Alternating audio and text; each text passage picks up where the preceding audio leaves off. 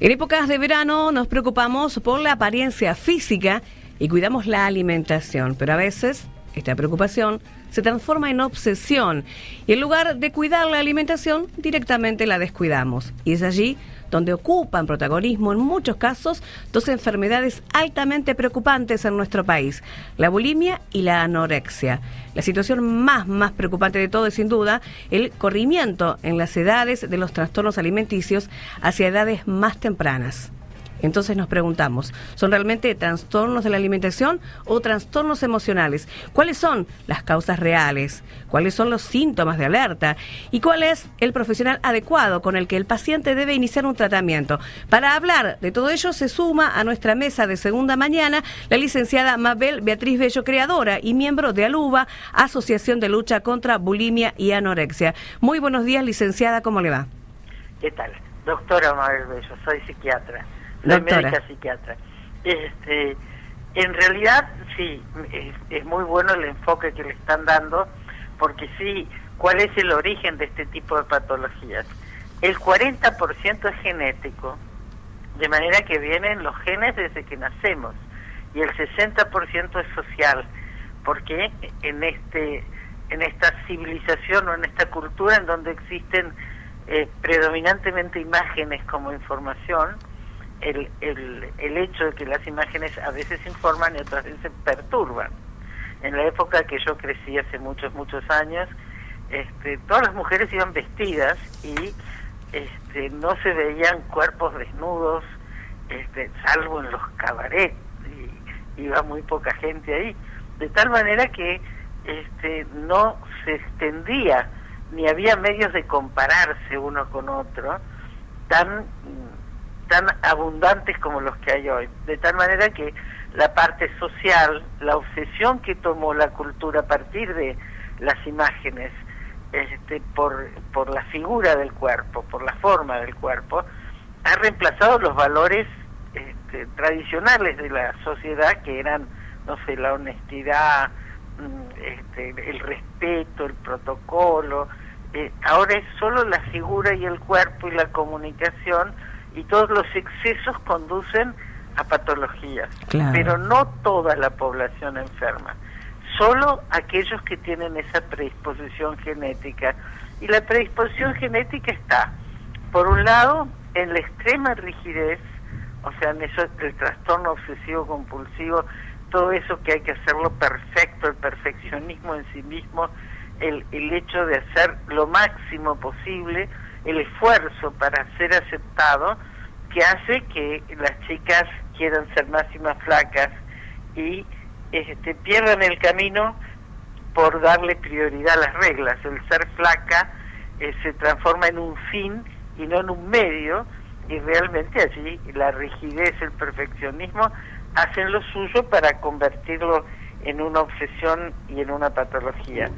Y los altibajos emocionales que tienen aquellas personas que tienen en su genética un trastorno bipolar, que hace que, bueno, que no estén seguras de sí mismas, que no estén conformes consigo mismas, y que busquen a través del cuerpo ser aceptadas por los demás. Entonces ahí se enganchan las dos cosas: la presión social para el cuerpo delgado, el que todas las mujeres hablemos de comida, de cuerpo, que socialmente nos saludemos con qué flaca que estás, qué bien que estás, haces dieta, y la genética que nos brinda como ese talón de Aquiles que nos hace caer en la patología alimentaria cuando no podemos superar los desafíos de la adolescencia, el miedo a vivir, el miedo a crecer, el miedo a las responsabilidades.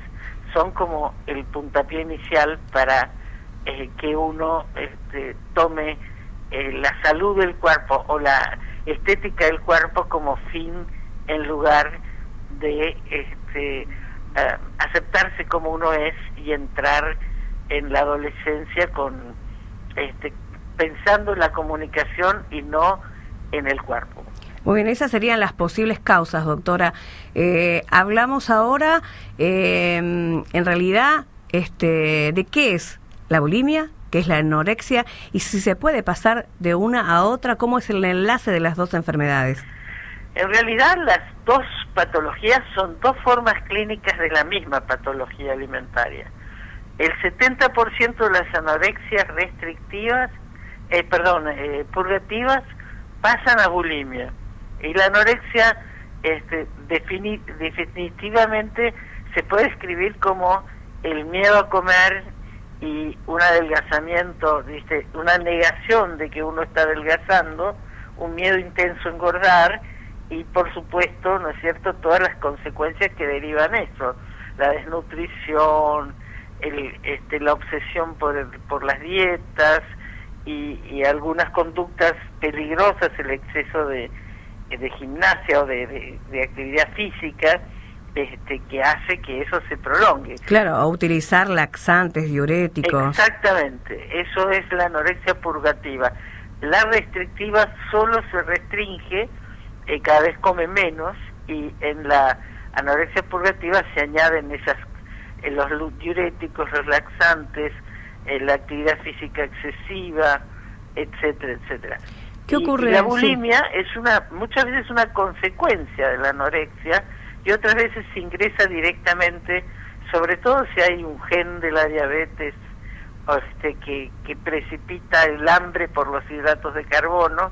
No se puede contener la voracidad y el afán de estar delgado hace que se añadan los vómitos y las conductas purgativas, el exceso de actividad física, y esa es la bulimia. Pero una puede convertirse en la otra, y también la bulimia se puede convertir en anorexia si se suprimen los vómitos. El miedo a engordar puede hacer que se termine en una anorexia restrictiva, de tal manera que son las dos caras de la misma moneda, ¿no es cierto? Son las dos formas de la misma patología. Doctora, ¿qué pasa con las edades? Las edades, bueno, primero, la edad más frecuente es la de la adolescencia.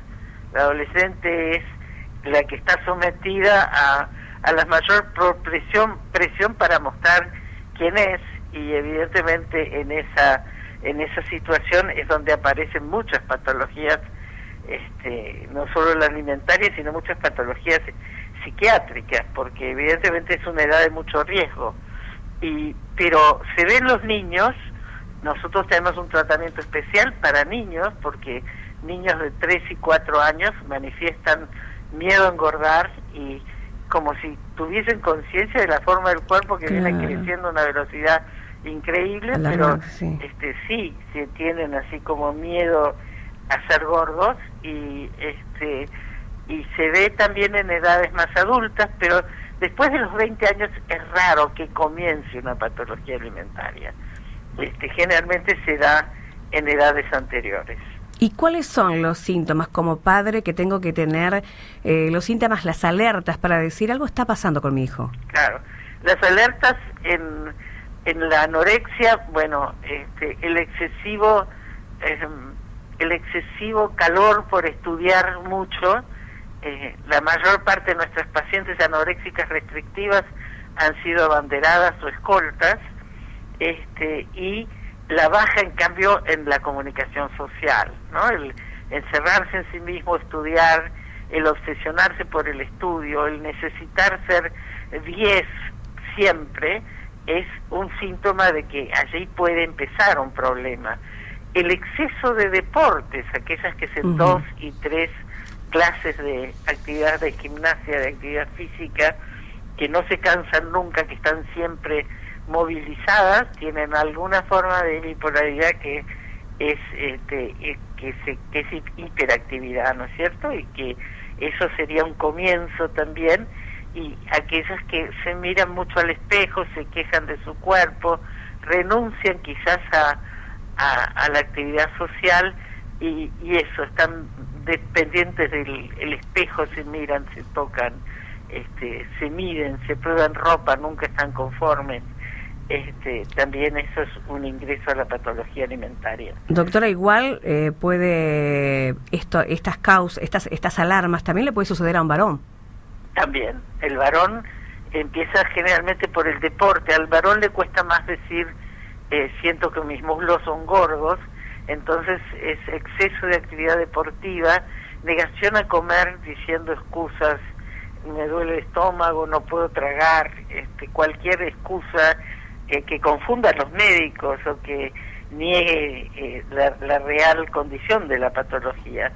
Los varones son más escasos en la patología, pero vienen aumentando el número, de manera que es también inteligente tener en cuenta la patología en la adolescencia. Y en la bulimia, bueno, falta dinero en casa por los atracones, falta comida en casa, hice la compra del supermercado y falta todo el dulce de leche y falta todo, no sé, cualquier comida que haya, incluso se llega a comer crudo o a comer cosas directamente del freezer. La voracidad es mucha y las señales de vómito, el ir a comer después de ir al baño después de comer, enseguida después de comer, que señala la posibilidad también de estar vomitando, conducta de ropa escondida, papeles de caramelos, papeles de chocolate que esconden en su dormitorio. Todas esas cosas son señales claras del que la patología está comenzando. Muy bien, doctora. Y ante estas alertas, ante estas señales, hay que buscar inmediatamente ayuda a un profesional para iniciar un tratamiento. Claro que sí. ¿Cómo es el tratamiento? El tratamiento tiene que ser de un equipo interdisciplinario, porque la genética tiene mucho que ver, a ver, de qué, cómo se formó esta patología. Y por supuesto que un médico psiquiatra tiene que estar presente. Los psicólogos son los que están todo el tiempo con el paciente ayudándolo a recuperarse, y evidentemente y el médico clínico es fundamental para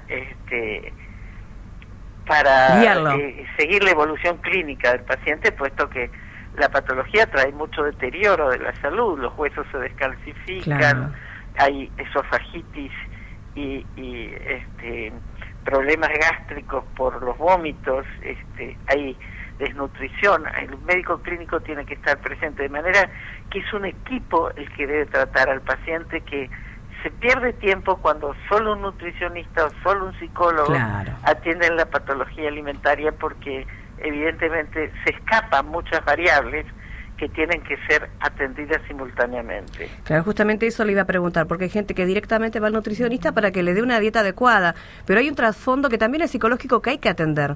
Claro que sí, porque muchas veces con la nutricionista que le dice realmente lo que debiera comer, la paciente toma solamente todo aquello que puede tener menos calorías y no sigue lo que le dice el nutricionista, y resulta lo que se produce es el neurótico ilustrado, ¿sí? Claro, que sabe bien cuántas calorías tiene la manzana, pero en realidad no sigue ninguna indicación, ¿no es cierto? Por eso es un equipo de patología alimentaria que debe tratar al paciente.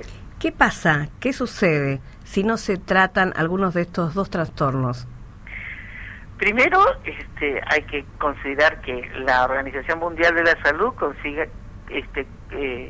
dice que hasta un 15% de mortalidad hay en estas patologías, de manera que son en cualquiera de las dos severas, ¿no? Quitándolo de la mortalidad, que ya sí es una cuestión grave, si se cronifican, le quitan lo más importante que tiene la juventud, la capacidad de luchar por el futuro, que para un paciente todo su presente es el espejo, no son capaces de luchar por el futuro, de soñar por el futuro. No se pueden enamorar, ¿no es cierto? Claro. No pueden sentir deseo porque sus hormonas están complicadas, hay amenorrea en muchos casos y realmente las emociones no están en equilibrio, de manera que no se pueden tomar las decisiones más importantes que configuran el futuro feliz de una persona cuando está en equilibrio, ¿no es cierto? Entonces, evidentemente los peligros son muy grandes, y una paciente cronificada de anorexia y bulimia va deteriorando su salud, va quitándose las esperanzas del futuro, y tiene una vida en donde lo único que importa es la balanza, el cuerpo y la comida, y fuera de eso no existe la realidad, no existe directamente. De manera que evidentemente es un destino muy triste.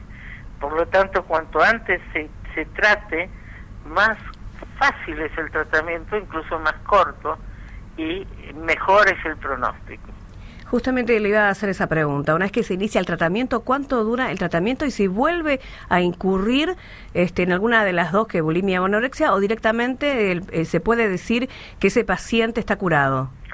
Nosotros hace 30 años tiene el LUBA y hemos acompañado generaciones que hoy están en puestos muy importantes, en trabajos esenciales y que no han vuelto a enfermarse, de tal manera que podemos asegurar que la anorexia y la bulimia se curan. Pero hay que tener en cuenta que muchas veces la base de la anorexia y bulimia es el trastorno bipolar. Y el trastorno bipolar necesita un acompañamiento del psiquiatra.